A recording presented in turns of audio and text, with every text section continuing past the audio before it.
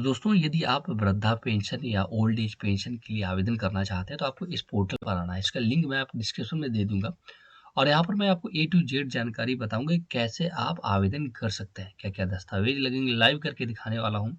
तो इस सबसे पहले इस पोर्टल पर आना है। इसका लिंक डिस्क्रिप्शन में। यहाँ पर आने के बाद आपको यहाँ पर देखिए 3 पेंशन देखने को मिलती है। एक तो वृद्धा पेंशन, एक निराश्रित महिला और एक दिव्यांग। तो आज हम वृद्धा पेंशन की बात करने वाले हैं, जो कि 60 साल के ऊपर जितने भी बुजुर्ग हो जाते हैं उनके लिए पेंशन का प्रावधान रखा गया है। तो योजना के विषय में यहाँ पर एक ऑप्शन दिख रहा है, इस पर क्लिक करेंगे तो आपको योजना के विषय में कुछ जानकारी यहाँ पर देख सकते हैं।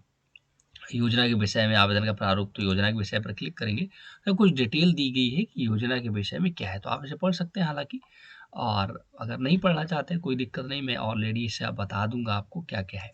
अब आवेदन करने के लिए देखिए एक ऑप्शन मिल रहा है, ऑनलाइन आवेदन करें, यहाँ दिख रहा है ना, इसी पर आपको क्लिक करना है। इस पर क्लिक करते ही आपके सामने आवेदन फॉर्म खुल चुका है। देख सकते हैं समाज कल्याण विभाग द्वारा संचालित वृद्धा पेंशन हेतु आवेदन पत्र भरें। तो सबसे पहले जनपद सिलेक्ट करना है कि उत्तर प्रदेश के किस जनपद से आप आ रहे हैं, है ना। इसके बाद आप नगरीय हैं, ग्रामीण है, शहर में रहते हैं, गांव में, वो सिलेक्ट करना है। तहसील आपको अपना चुन लेना है कि आपकी तहसील कौन सी है। इसके बाद आवेदक का नाम भरना है। नाम भरते समय बहुत चीजें ध्यान रखनी है कि नाम जो आधार कार्ड पर अंकित तो वही भरना है, केवल आधार वाला विद स्पेलिंग। जो आधार में जैसा भी गलत है तो गलत भरिएगा, सही है तो सही भरिएगा। तो आधार वाला ही नाम भरना है। लिंग आपको भरना है, महिला की पेंशन अप्लाई कर रहे हैं या पुरुष की। इसके बाद जन्म तिथि आपको यहाँ पर भर देनी है। पिता का नाम क्या है, आधार में जो भी वो पिता का नाम भरना है। श्रेणी क्या है, ओबीसी, जनरल, एसटी, माइनर क्या है वो भरना है। संपर्क सूत्र, मोबाइल नंबर भरना है दोस्तों।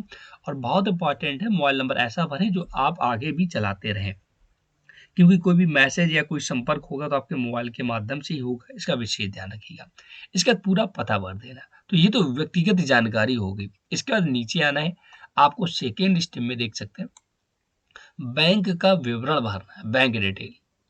जैसे कि बैंक का नाम क्या है यहाँ पर आपको भरना है, जो भी आपके बैंक का नाम हो। बैंक के शाखा का नाम क्या है वो भरना है। खाता संख्या भरना है, खाता संख्या को दोबारा से भरना है। और आईएफएससी कोड भरना है ना। इसके बाद आय का विवरण, जैसा कि मैंने आपको बताया कि आय प्रमाण पत्र बनवाना होता है। जब भी आप वृद्धा पेंशन बनवाएंगे तो आपको आय प्रमाण पत्र बनवाना होगा और वो आय प्रमाण पत्र का यहाँ डिटेल भरना होगा। जब आय प्रमाण पत्र बन जाता है तो उसमें एक आय प्रमाण पत्र आवेदन संख्या लिखी होती है, वो यहाँ डालनी है।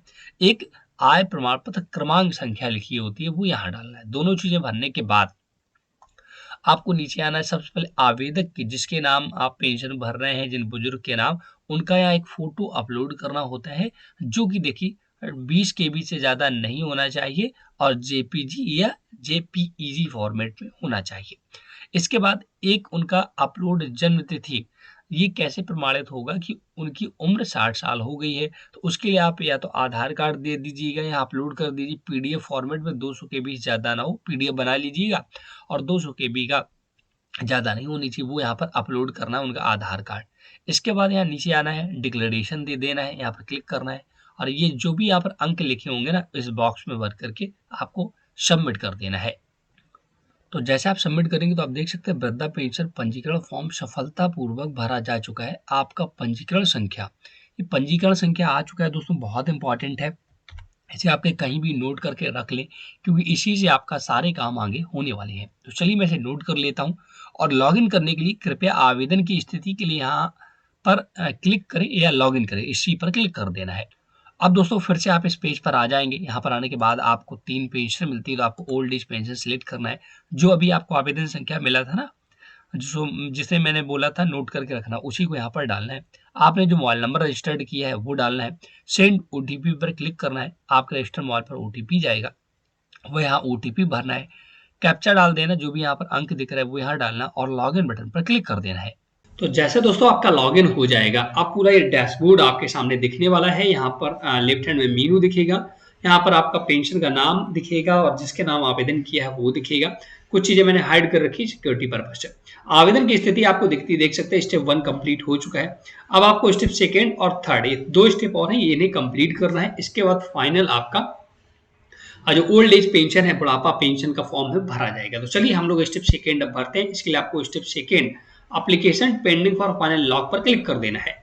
तो पहले में आप जैसे पे क्लिक करेंगे तो आपका पूरा डिटेल खुलकर आ जाएगा। जो पिछला जानकारी आपने भरा था ना, आपकी व्यक्तिगत जानकारी यहाँ पूरी दिखेगी। मैंने हाइड कर रखा है सिक्योरिटी पर्पज से।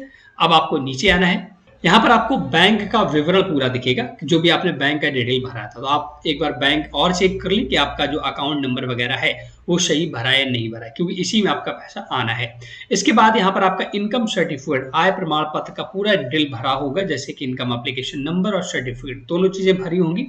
अब दोस्तों आपको नीचे आना है, यहाँ पर आप देख सकते हैं आपको अपना फोटोग्राफ, रंगीन फोटोग्राफ यहाँ पर अपलोड करना है ना। और इसके बाद यहाँ पर, हालांकि पहले आपने अपलोड किए थे दस्तावेज, बट यहाँ आपका फोटो नहीं दिख रहा होगा ना, देखिए नो फाइल दिखा रहा है। और अपलोड की गई प्रमाण पत्र, आपका जन्म तिथि के लिए जो आपने दस्तावेज अपलोड किया था आधार कार्ड, वो भी आ चुका है, आप उसे देख सकते हैं। इसके बाद डिक्लेरेशन देना है और एक कैप्चा डाल करके फाइनल सबमिट पर क्लिक कर देना है। कोई भी अगर त्रुटि है तो अभी आप यहाँ पर चेक कर लें, क्योंकि बाद में इसका करेक्शन नहीं होगा। इसका विशेष ध्यान रखिएगा, कोई त्रुटि है तो उसे सही करके ही आप फाइनल सबमिट करें। फाइनल सबमिट करने के बाद कोई भी चांस नहीं है आपका सही होने का, फिर आपको बहुत दिक्कतों का सामना करना पड़ेगा। इसलिए आप पहले से सबको सही करने के बाद ही फाइनल सबमिट कर दें। सक्सेस, फॉर्म सबमिटेड सक्सेसफुली हो चुका है, देख सकते हैं। आपको ओके करना है, यहाँ पर आपका फॉर्म सक्सेसफुली हो चुका है सबमिट, और आपको मैसेज के माध्यम से भी बताया जाएगा कि आपने फॉर्म भर दिया। आपको ओके करना है। जैसे ओके करेंगे फिर से आप इसी डैशबोर्ड पर आ जाते हैं, देख सकते हैं आपको दो स्टेप कंप्लीट हो चुके हैं। अब आपको बस तीसरा step, application pending for Aadhaar verification, इसको कंप्लीट करना है। तो आपको इसी पर क्लिक करना है। अब यहाँ पर आपका पूरा डिटेल दिखेगा, आपका आवेदन संख्या, आपका जनपद, सारा डिटेल दिखेगा जो भी आपने भरा है। तो इसको आपको मैंने हाइड कर रखा है, ध्यान रखना, आपको नीचे आना है। अब दोस्तों आपको अपना आधार सत्यापन कराना है, देख सकते हैं आपका यहाँ पर नाम पहले से दिखेगा। आपको यहाँ पर सिर्फ 3 अटेम्प्ट मिलेंगे, 3 बार में ही आपको आधार सत्यापन कराना है। अगर आप बार बार ट्राई करेंगे तो नहीं होगा, इसलिए बहुत ही ध्यान पूर्वक यहाँ पर आपको आधार सत्यापन कराना है, जिससे आप OTP के माध्यम से करा सकते हैं। आपके आधार में पहले से ही मोबाइल नंबर लिंक होना चाहिए। तो इसके लिए आपको सबसे पहले जिसका भी आप आवेदन कर रहे हो उसका यहाँ आधार कार्ड नंबर डालना है, उसका जेंडर सिलेक्ट करना है, उसकी जन्म तिथि डालनी है, और यहाँ पर डिक्लेरेशन देना है, और एक कैप्चा जो अंक दिख रहा है ये डाल करके क्लिक फॉर आधार ऑथेंटिकेशन पर क्लिक कर देना है। अब दोस्तों आपको आधार सत्यापन कराना है, जिसमें कि मैंने देखिए कुछ डिटेल हाइड कर रखी है। सबसे पहले यहाँ पर आपका नाम पहले से लिखिएगा, यहाँ आधार कार्ड नंबर डालना है, जिसकी भी आप पेंशन आवेदन कर रहे हैं, उसका लिंक सिलेक्ट करना है, और जन्म तिथि डालनी है। देख सकते हैं जन्म तिथि जो डालनी है, यहाँ पर दोस्तों जो बॉक्स के अंदर आप देख रहे होंगे ना, तो पहले डेट, फिर मंथ, फिर ईयर मांग रहा है, लेकिन जब उसके ऊपर आप क्लिक करते हैं माउस, तो यहाँ देख सकते हैं invalid date format, please enter a valid date, यहाँ पर लिख कर वैलिड डेट में पहले आपको क्या है, साल डालना है, फिर महीना, फिर डेट। इस प्रकार से डेट आपको डालनी है। ध्यान रखना है जो बॉक्स में लिख कर आ रहा है ना, डेट पहले बोल रहा है कि डेट डालो, फिर आप महीना डालो, फिर ईयर डालो, तो वो नहीं डालना है। ये जो नीचे लिख कर आ रहा है ना, देख सकते हैं आपको पहले ईयर डालना है, फिर मंथ डालना, फिर डेट डालना है। इस फॉर्मेट में डेट ऑफ बर्थ डालनी है। यहाँ पर आपको डिक्लेरेशन देना है, कैप्चा देना है, और क्लिक फॉर आधार ऑथेंटिकेशन पर क्लिक कर देना है। तो देख सकते हैं आधार ऑथेंटिकेशन सक्सीड हो चुका है, हमारा आधार ऑथेंटिकेशन सक्सेस हो चुका है। मैंने काफी चीजें हाइड कर रखी है सिक्योरिटी पर्पज से। अब यहाँ पर आपको प्रोसीड फॉर फाइनल प्रिंट का ऑप्शन दिख रहा है, इसी पर क्लिक कर देना है।